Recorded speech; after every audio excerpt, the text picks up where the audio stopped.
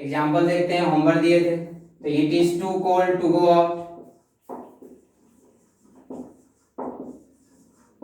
इतना ठंडा है कि जाया नहीं जा सकता। He was too angry,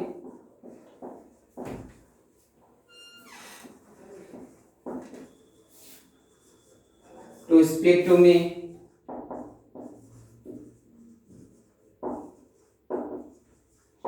it is too far to walk, इतना दूर है कि जाया नहीं जा, it is too far to walk,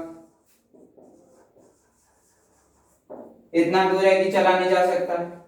वह इतना गुस्सा है कि उनसे बात नहीं करता। It is too cold to go out, इतना ठंडा है कि जाया नहीं जा सकता। तो हम यहाँ देखें तो रिमूवल ऑफ टू है, इसको दूसरे ढंग से भी बताए थे, it is so cold that it can't go out. इसी तरह ही was so angry that he can't speak to me, it is so far that it can't walk. तो दो तरीका बताए थे हम इसको, और इसको पूरा कंप्लीट हो जा, मेरे हिसाब से हो ही गया होगा पूरा कंप्लीट। एक्सरसाइज 8 एपी ठाकुर का ही था, और हम आगे बढ़ते हैं अब सिंपल इंफिनिटिव की ओर।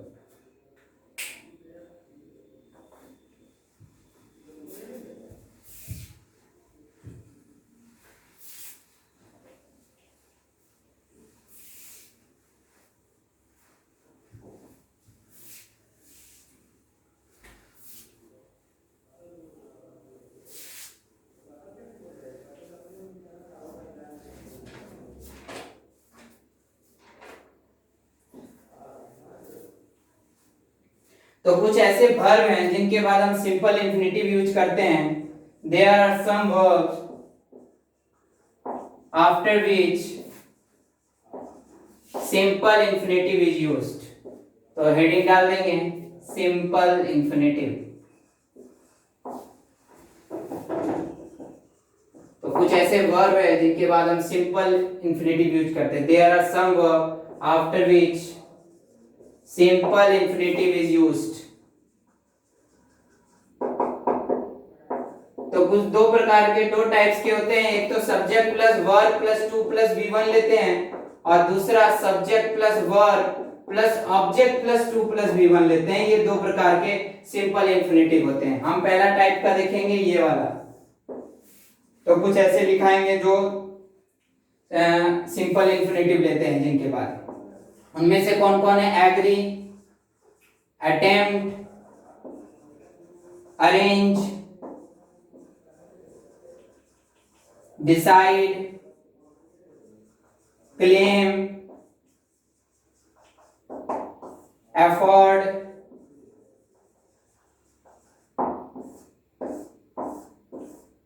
प्रिपेयर, प्रॉमिस,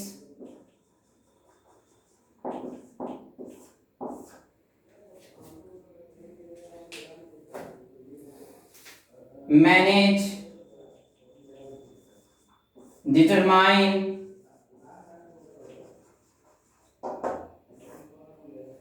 केयर, इतना ही रहने देते हैं। तो हम यह वांट, एक और वांट लिख लो, वांट इंपॉर्टेंट है। वांट कैसे चलेगा? अगर हम इसको सेंटेंस देखें, I want to buy a car, मैं कार खरीदना चाहता हूं। यहां वाला देखिए तो यहाँ पे हम वांटेड भी लिख सकते हैं। हम यहाँ पे आई एम वांटिंग नहीं होता, वांटेड होता है। आई एम वांटिंग, वांट मतलब हम बताएंगे चाहना का बोध होता है, तो ये कभी भी आईएनजी फॉर्म नहीं होता। तो हम यहाँ पे वी में 1 2 3 4 5 कुछ भी लिख सकते हैं, यहाँ पे आई एम वांटिंग है। लेकिन ये वाला वर्ब जो है ये फिक्स है, ये बाय है तो बाय ही रहेगा।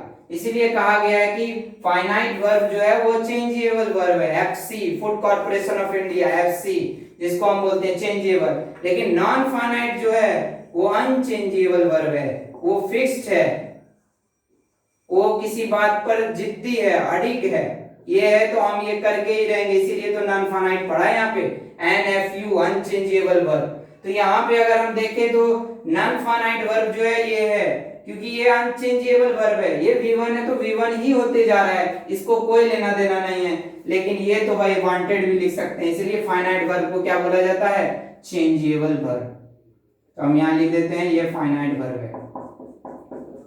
आई एफर्ड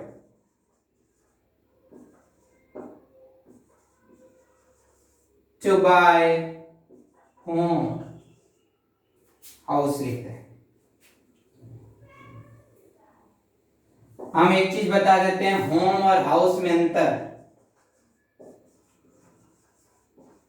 हाउस मतलब हो गया अपना घर, इसलिए हाउस वाइफ बोला जाता है। हाउस मतलब हो गया अपना घर।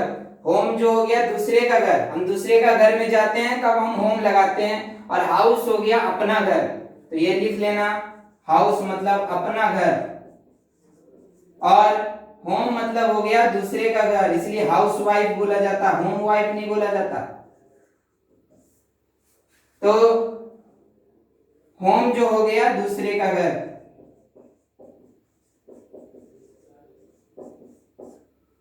तो ये चीज है कि होम के पहले टू नहीं लगता, कहता है दूसरे का घर में क्यों टू लगाए। ठीक है, दूसरे का घर पराया घर होता है तो हम क्यों टू लगाए, हम तो नहीं है, अपना घर है तो अपना हो गया। तो हाउस के पहले हम क्या लगाते हैं, टू लगाते हैं। ठीक है, तो ये एक चीज ध्यान में रखना, अगर हम होम लगाएंगे तो हमको ये इसके पहले लिख देते हैं, इसके पहले।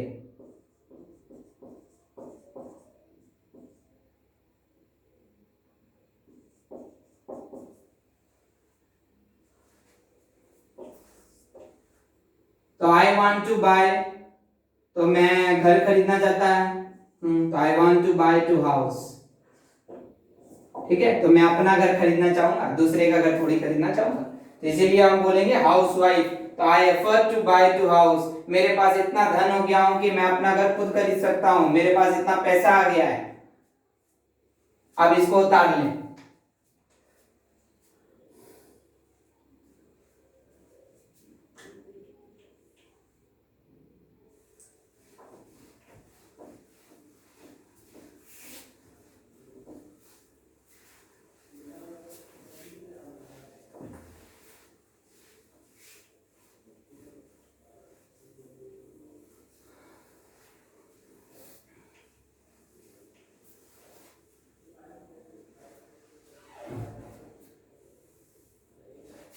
अब एक सेंटेंस लेते हैं, आई प्रॉमिस लिए थे, आई प्रॉमिस लिखो या प्रॉमिस लिखो, कोई अंतर नहीं पड़ता। I promise to do this duty, मैं आपको वचन देता हूं कि मैं इस ड्यूटी को निभा के रहूंगा। तो हम एक चीज देखिए, प्रॉमिस लिखें, प्रॉमिस लिखें, कोई अंतर नहीं पड़ता। वर्ब में आप 1 लिखे, 2 लिखे, 3 लिखे, 4 लिखे, 5 लिखे, कोई अंतर नहीं पड़ता।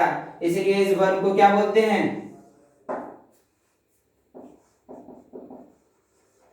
हम बताए थे FC, फिर से हम रिपीट करते हैं, FC और नॉन फाइनाइट क्या हो गया, अनचेंजेबल, जो बदलता नहीं है। तो ये तो भाई बदलता है, V1 ले सकते हैं, 2 ले सकते हैं, 3 ले सकते हैं, 4 ले सकते हैं। इसमें हम एग्जांपल भी दिए थे, कास्ट पियर्स बिफोर स्वाइन, भैंस के आगे बीन बजाना, जो किसी बात पर अडिग है कि हम ये भैंस के कह रहे हैं, सुनिए नहीं रहा है, सुनिए नहीं रहा है।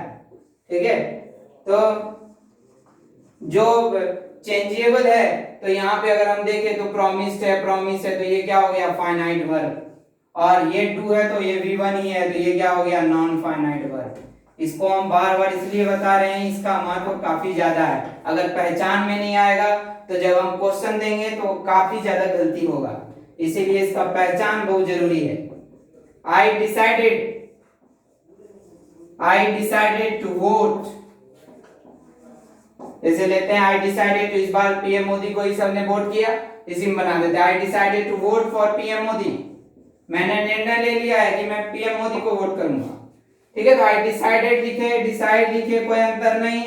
तो यहाँ पे जो वर्ब होगा वो फाइनाइट वर्ब होगा, क्योंकि F फॉर चेंजेबल, और ये वाला वर्ब जो होगा वो नॉन फाइनाइट। हम जो लिख रहे हैं इसके अनुसार चेंज हुआ है, तो ये जितने भी हैं ये इसके अनुसार बदला गया है, तो ये इसके अनुसार चेंज होता है।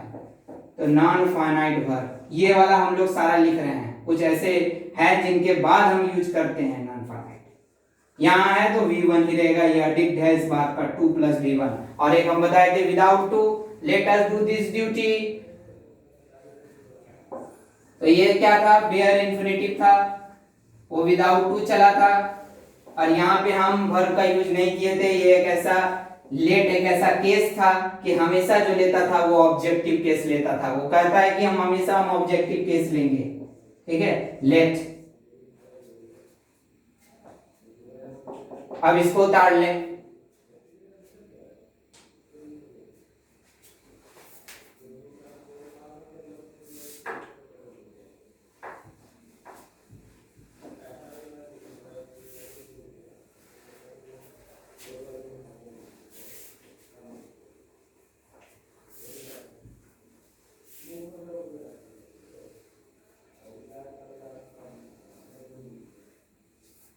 कुछ कुछ याद रखने का टेक्निक है। अगर आपने एग्री किया है, अगर आपने कोई चीज सहमति जताई है, आपने एग्री किया है, तो भी तभी तो आप एफर्ट करेंगे, तभी तो आपके पास पर्याप्त धन आएगा। आपको पर्याप्त धन के लिए संपत्ति का जरूरी है, और संपत्ति होने के लिए आपको क्या होना चाहिए, लक्ष्य होना चाहिए। संपत्ति होने के लिए आपको क्या होना चाहिए, लक्ष्य होना चाहिए कि हम इस काम को करके ही रहेंगे। तो इसके लिए आपको सहमति होना चाहिए, सबसे सहमत होना चाहिए, तभी तो आप ऐसा करेंगे। तो ये ट्रिक्स है, एग्री, एफर्ट, एम, याद रखने का टेक्निक है। दूसरा जो है अपीयर, कहता है ना आप एग्जामिनेशन में अपीयर हुए हैं, तो अपीयर भी लेता है 2+B1। तो अगर आप अपीयर लिए हैं, आप अपीयर हुए हैं, तभी तो आप अटेम्प्ट करेंगे, ठीक है। अगर आप एग्जामिनेशन में अपीयर ही नहीं लेंगे तो आप अटेम्प्ट कैसे करेंगे। ये भी लेगा विद +2। ये सब याद रखने का टेक्निक है। अरेंज और choose, AC, air conditioner, arrange और चूज। अरेंज करके रखिए, इसको चूज करके रखिए, ये भी दो है, ये भी याद रखने का टेक्निक है। और एग्री, एफर्ट और एम, ये भी हम याद रखने का टेक्निक बताएं। ये सब टूल लेंगे, जब बनाएंगे तब ध्यान में जरूर आएगा कि हाँ ऐसा था कि हमने एग्री किया है कि मेरे पास पर्याप्त धन है, तब धन है, इसलिए मैंने अपना लक्ष्य लिया है। मैंने अपीयर करने के लिए मुझे अटेम्प्ट करना पड़ेगा। मैंने अरेंज कर रहे हैं तो चूज करेंगे, इसलिए कहते हैं एयर कंडीशनर, एसी। जैसे एग्जांपल लेते हैं, आई डिटरमाइंड टू गो देयर। मैंने दृढ़ संकल्प किया है कि मैं जाकर के रहूंगा। आई डिटरमाइंड टू गो देयर। तो डिटरमाइंड भी जो लेगा वो विद +2 लेगा। इसमें भी कुछ हम टेक्निक बता देते हैं। जैसे डिटरमाइंड है, मैं इस काम को करके ही रहूंगा। अब जो इस काम को करके नहीं रहेगा वो हो गया रेफ्यूज। तो डिटरमाइंड और रेफ्यूज, DR। ये भी जो लेगा वो क्या लेगा, सिंपल इंफिनिटिव लेगा। I determined to do this work, I determined to avail yourself of your opportunity, ever myself of your opportunity. I refuse to marry me. I refuse, मैंने मना कर दिया है तुमसे शादी करने। तो I refuse to marry her. तो I refuse to marry her, यहाँ refuse के अनुसार टू, तो डिटरमाइन मतलब हो गया मैं दृढ़ हूं, refuse मतलब मैं करूंगा ही नहीं, मुझे कुछ संकल्प नहीं है। तो ये भी जो लेगा ये विद +2 लेगा। और अरेंज और चूज ये भी विद +2 लेगा। अपीयर और अटेम्प्ट ये भी विद +2 लेगा। ये सब कुछ है जिनको हम इस सब से याद रख सकते हैं, और काफी सेंटेंस बना बना करके इसको हम ध्यान में रख सकते हैं, कौन सिंपल इंफिनिटिव लेगा, कौन ऑब्जेक्ट के साथ लेगा। अब इसको उतार लें।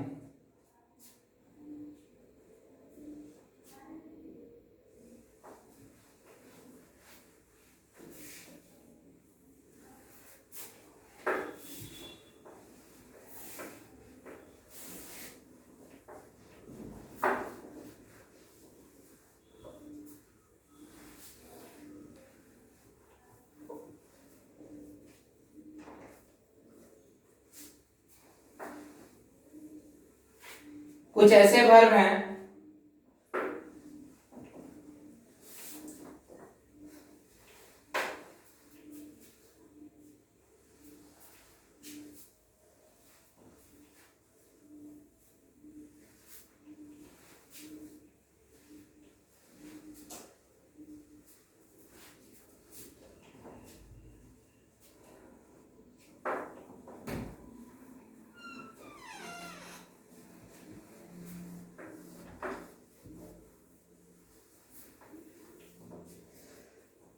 अब कुछ ऐसे वर्ब हैं जो ऑब्जेक्ट के साथ टू प्लस वी वन लेते हैं, तो subject plus verb plus object plus to plus V one. उसमें क्या था, जो हम एग्री, अटेम्प्ट, अपीयर, अरेंज, जो हम जितना भी ट्रिक्स बताया उसमें हम बिना ऑब्जेक्ट के टू प्लस वी वन लेते थे। अब इसमें जो है हमको object plus to plus V one लेना होगा, और वो कुछ ऐसे वर्ब हैं जो काफी चलन में भी है। एडवाइस, एडवाइस और एडवाइस दोनों में अंतर क्या है? ये वाला एडवाइस नहीं लिख देना, गलत हो जाएगा। सबसे पहली बात तो ये वाला एडवाइस नाउन है और ये वाला एडवाइस वर्ब है। इसका मतलब होता है सलाह, इसका मतलब होता है सलाह देना, दोनों में अंतर है। तो ये वाला एडवाइस नहीं लिखना, गलत हो जाएगा। सलाह देना, ऐसी वाला, ठीक है। तो क्योंकि ये एडवाइस वर्ब है और ये एडवाइस नाउन है, यहाँ वर्ब की बात हो रही है, तो एडवाइस। दूसरा अगर लें तो हम ले सकते हैं ऑर्डर। तीसरा अगर हम लें तो ले सकते हैं रिक्वेस्ट। चौथा अगर लें तो हम ले सकते हैं अलाउ। पांचवा ले तो हम ले सकते हैं कंपेल। छठा ले तो हम ले सकते हैं इनकरेज।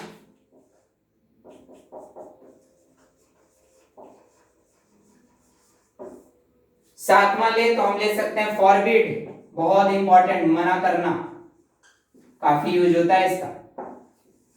फॉरबिड अगर हम ले तो इंस्ट्रक्ट,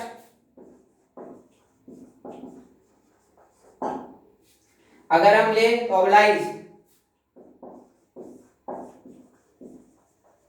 अगर हम ले तो परमिट,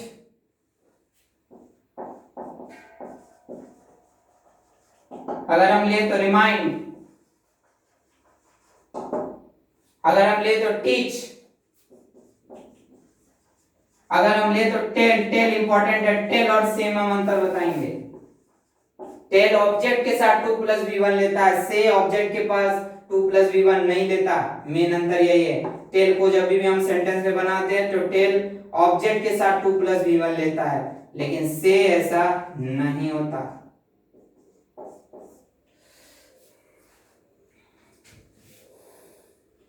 हो गया। ये सब कुछ ऐसे हैं जो सब्जेक्ट के साथ, वर्ब के साथ, object to plus V one, urge भी लिख लेते हैं। अर्ज भी इंपॉर्टेंट है। मैंने इच्छा जताई है कि मैं इस कार्य को करके रहूंगा, it is urge to do this work. Warn ले लेते हैं, इतना ही रहने देते हैं। तो इसको उतार लें। कुछ ऐसे वर्ब हैं जो ऑब्जेक्ट के साथ टू प्लस वी वन, इसका भी हम टेक्निक बताएंगे, उसका भी हम बताएं। बेयर इंफिनिटिव का भी बताएं, इसका भी हम याद करने का टेक्निक बताएंगे। और जो याद नहीं होगा सेंटेंस से बार बार यूज करके हो जाएगा।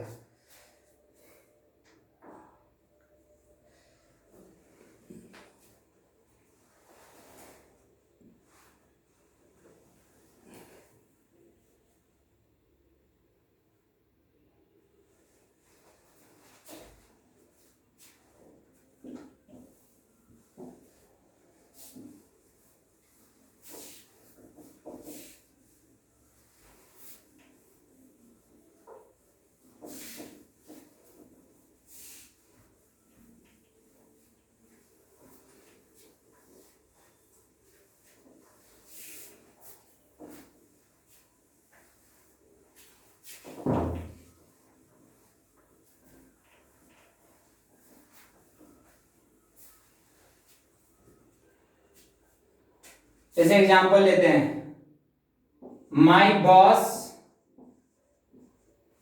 कंपेल्ड, या कंपेल लिखें या कंपेल लिखें, कोई फर्क नहीं पड़ता। क्यों? फाइनाइट वर्ब है, बदल सकता है, चेंजेबल वर्ब है। तो कंपेल के अनुसार यहाँ पे क्या हो गया? टू, और ये क्या हो गया? Verb one. ये क्या हो गया? Non finite. ये क्या हो गया? फाइनाइट। तो यहाँ पे my boss compelled me to resign, मेरे बॉस ने फोर्स किया है कि तुम रिजाइन कर दो। ठीक है, कंपेल मतलब फोर्स करना।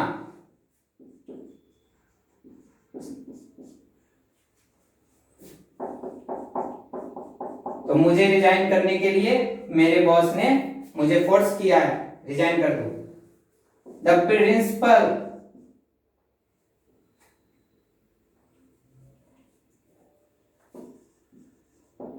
द प्रिंसिपल परमिटेड मी, यहां सब में ऑब्जेक्ट लगाएंगे, दोनों में वही अंतर था, दोनों में सबसे बड़ा अंतर यही था कि हम यहाँ ऑब्जेक्ट लगाएंगे, वहां ऑब्जेक्ट हम नहीं लगाएंगे। The principal permitted me to come in, principal ने मुझे अलाउ किया है, तुम अंदर आ जाओ भाई। कम इन, कम इन या वर्ब कम इन यहाँ पे प्रीपोजिशन के रूप में काम किया, अगर कम इन एडवर्ब के रूप में काम करेंगे, आगे बताएंगे प्रीपोजिशन, तब उसका मतलब हो जाएगा धत्तेरी के, ऐसा भी होता है। कम इन अगर प्रीपोजिशन के तौर पर यूज करेंगे तब अंदर आ जाओ भाई, अगर एडवर्ब के तौर पर करेंगे तो धत्तेरी के, ऐसा भी होता है। ठीक है, तो सब्जेक्ट है यहाँ पे, और यहाँ वर्ब में हम परमिटेड लगाए, परमिट लगाए, कुछ भी लगाए, क्योंकि ये कौन सा वर्ब है, फाइनाइट वर्ब है। एफसी कौन सा है, चेंजेबल, चेंजेबल मतलब जो बदल सकता है, और ये नॉन चेंजेबल, इसीलिए नॉन चेंजेबल को ही बोलते हैं कास्ट पियर्स बिफोर स्वाइन, इसीलिए हम यहाँ 2 + b1, इसका अंतर समझना बहुत ही जरूरी। और 2-3 एग्जाम्पल लेते हैं फिर क्लास को ऑफ करेंगे। माई फादर encourage me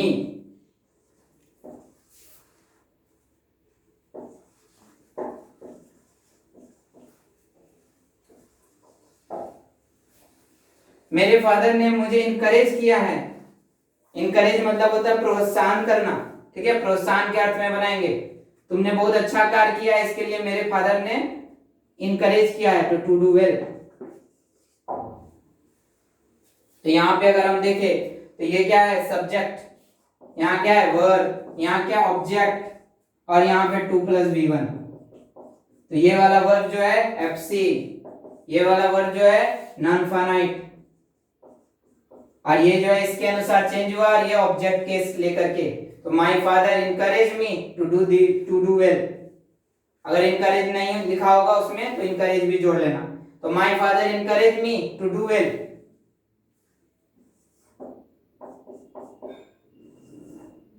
एक परसुएड भी जोड़ लेना, ये भी इंपॉर्टेंट है, समझाना। फिर हम ट्रिक्स बताएंगे नेक्स्ट क्लास में, इसको याद रखने का। परसुएड मतलब हो गया समझाना।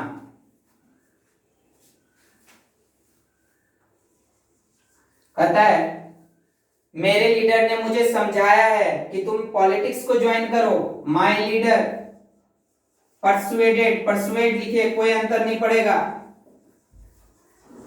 और यहां पे हमको क्या देना पड़ेगा, ऑब्जेक्ट केस देना पड़ेगा। तो my leader persuaded me to join politics. अगर ये वाला वर्ब बात करें तो ये क्या है, एफसी, और ये वाला वर्ब क्या है, नॉन फाइनाइट वर्ब।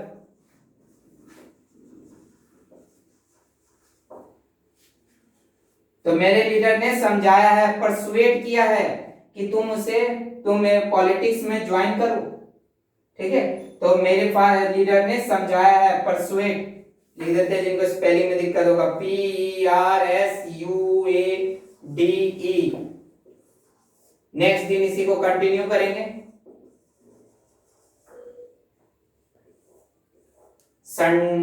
नेक्स्ट दिन कल तो नहीं रहेगा, कल संडे है, तो अब मंडे क्लास होगा, तो मंडे वही साइंस होगा। TTS में ट्यूसडे, थर्सडे, सैटरडे इसमें इंग्लिश करेंगे।